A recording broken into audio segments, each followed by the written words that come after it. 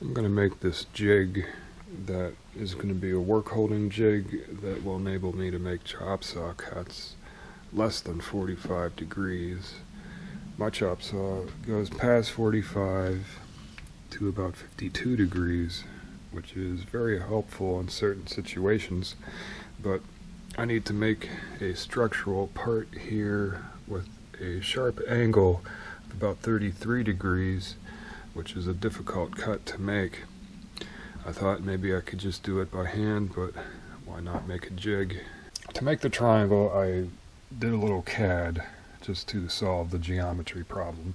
There are shorthand methods to calculate the dimensions of opposites and adjacents and hypotenuse and all that stuff, but it's really just easier to solve it graphically, and then you can double check your work by visual observation. So that's what I did to give the dimension that I need to cut this piece of plywood and then make a straight hypotenuse. Simple concept. The tricky part is finding a way to clamp the workpiece to the jig. A sharp angle cut on the chop saw can be quite dangerous. The ripping motion of the blade will pull the workpiece quite a bit, and just holding it with your hand is not enough to call it safe.